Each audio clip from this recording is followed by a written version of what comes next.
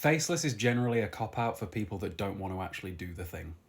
I'm not saying that no one's ever succeeded and that people can't succeed and that people can't make money with faceless accounts, but generally, when somebody wants to go completely faceless, completely voiceless, and be completely detached from their account, all they're going to end up doing is something in the short term, and that's not what I'm trying to help people with here. Remember, everybody's got a niche. My niche is helping people build a personal brand. You speaking to the camera as a minimum.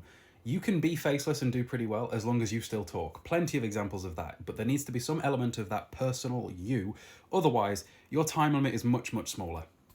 Generally, 9 times out of 10 that somebody says they want to start a faceless account, it's because they just want to do something AI driven and not actually get anywhere ever. You will have a much easier time growing your account with a face and a voice because humans are, at the end of the day, humans, psychology driven. Can't tell you the amount of anime clippers I have seen complaining that they can't grow their accounts when what separates them from any other anime account? What's the goal here? How do you monetize that? How do you make anything of that other than numbers? Plenty of faceless accounts exist, right? And do you know what happens? They only have one income source, it doesn't last very long, and they often get kicked out.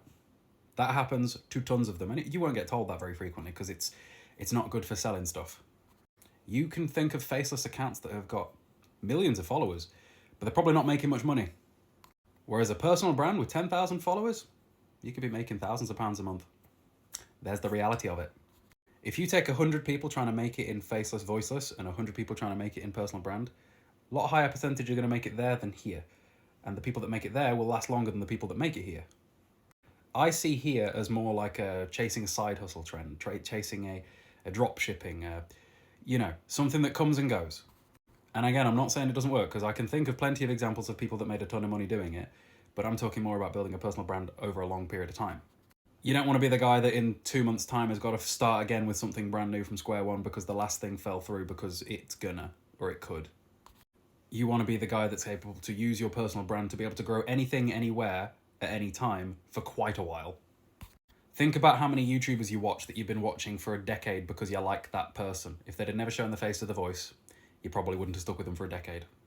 Anyway, if anyone's interested in growing their stuff and doing it the way that I'm talking about, come join our private group. 23 members right now.